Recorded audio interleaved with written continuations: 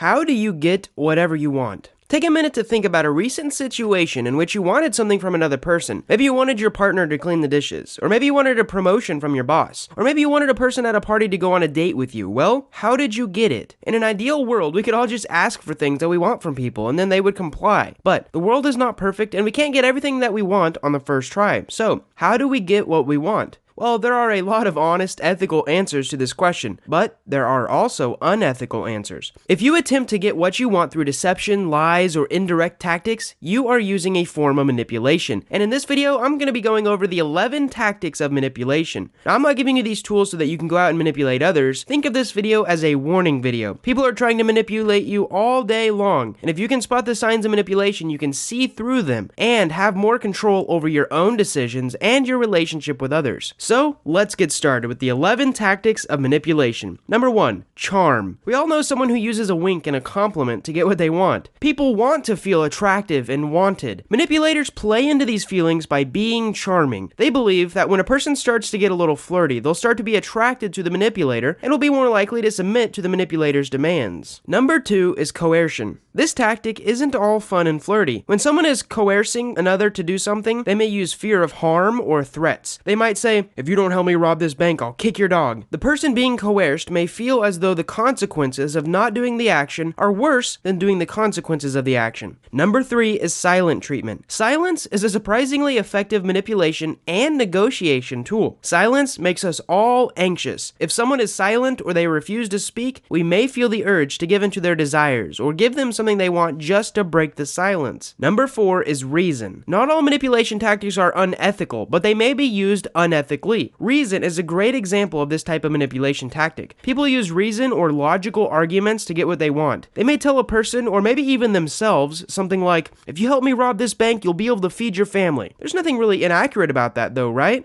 When it's hard to argue against someone who uses reason as a manipulation tactic, you may be more likely to break down and give the manipulator what they actually want. Number 5 is regression. When two people reason with each other like adults, it can be easy for both parties to hold their ground. But when one person reverts to acting like a child, things might go haywire. This is a regression tactic. A person may whine, cry, or pout to get their way. People may give in simply because they want the childish behavior to stop. Number 6 is self-abasement. Not all manipulation tactics involve insulting or forcing the other person to do something. If a manipulator uses self-abasement to get what they want, they will humble themselves. Self-abasement may be used when a manipulator wants someone to forgive them, believe them, or maybe make efforts to strengthen a relationship. Self-abasement, if you don't already know, is basically whenever you humiliate yourself. People do this all the time with something called self-deprecating jokes. However, it is a form of manipulation. Number 7 is responsibility invocation. Let's say you're considering getting your nails done. It's easy to just decide, "No, I'm not going to get my nails done." However, if you've already booked an appointment, it's not so easy to just skip out and not get your nails done. Responsibility invocation uses these types of obligations to convince someone to follow through with plans that they've made. A manipulator might say things like, "But you've promised," or "I've already booked the reservations." That way, they can make saying no a lot harder. Number 8 is called hardball. Hardball tactics take coercion to the next level. While someone may use coercion to install the fear of harm, hardball tactics actually cause harm or bodily injury. If there's someone like this in your life, get away as soon as possible.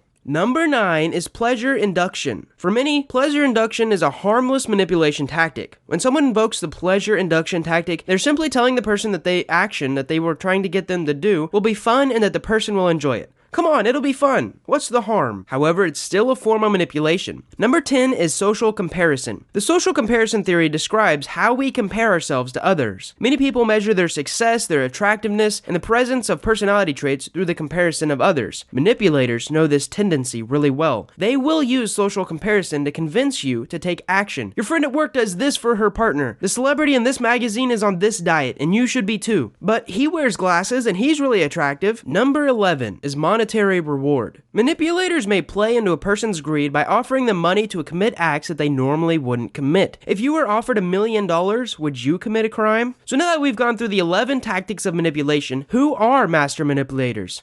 So let's break down some stereotypes here. Women are often framed as master manipulators. Well, this just isn't true. There are no sex differences in the tactics of manipulation. Research shows that men and women equally perform these tactics. You can just watch any pickup artist work his magic on YouTube, and the myths of women being manipulators will disappear before your eyes. Something else I want to talk about in this video is how do the tactics of manipulation show up in the big 5 traits. Manipulation tactics show up pretty frequently in the book The Prince. Machiavelli is one of the world's most famous manipulators. He's so infamous that one of the dark triad personality traits is actually named after him. People who are more Machiavellian are more likely to use and also justify their use of manipulation tactics. They believe that they are above ethics and they deserve to get what they want, even if it's through manipulation. The connection is rather obvious, but there are also some connections between the tactics of manipulation and the other big 5 personality traits, so let's take a look at them. Extraversion. People who score high in extraversion are more likely to use coercion and responsibility invocation. This is most likely because you're comfortable being around other people. What about agreeableness? People who score high in agreeableness are more likely to use pleasure induction and reason to get what they want. These 2 manipulation tactics are some of the most ethical. They convince people that they will get something positive out of taking certain actions. And conversely, people who are disagreeable are more likely to seek revenge on people through coercion and the silent treatment. Now let's move on to conscientiousness. Similar to agreeableness, people who score high on conscientiousness are more likely to choose reason over other manipulation tactics. And I think this is because OCD people are more likely to follow rules and think logically. And because of this, reason is very attractive to them. Now, on the other hand, people who score low in conscientiousness are more likely to pick tactics that are potentially criminal, like coercion or unlawful types of monetary reward. In fact, the opposite of conscientiousness is sometimes called impulsiveness. Number 4 is openness. People who score high for openness are more likely to use reason and sometimes pleasure induction and responsibility invocation. Successful reasoning often requires a higher understanding of logic or even a higher intelligence, and usually high openness and high intellect are commonly linked. Conversely, people who score low in openness are more likely to use social comparison. So as you evaluate relationships in your life, keep an eye out for master manipulators and the signs of the following manipulation tactics. The more you know about manipulation, the easier it will be to see these tactics at work and gain more control over the decisions you make. And if you want to, maybe you can manipulate someone into doing something good. For example, watching the rest of the videos on this personality series. I hope you guys enjoyed this video, and if you want to know what your big 5 personality traits are, I actually have a free quiz that you can take in the description below. Thank you so much for watching this video, and I hope you learned something.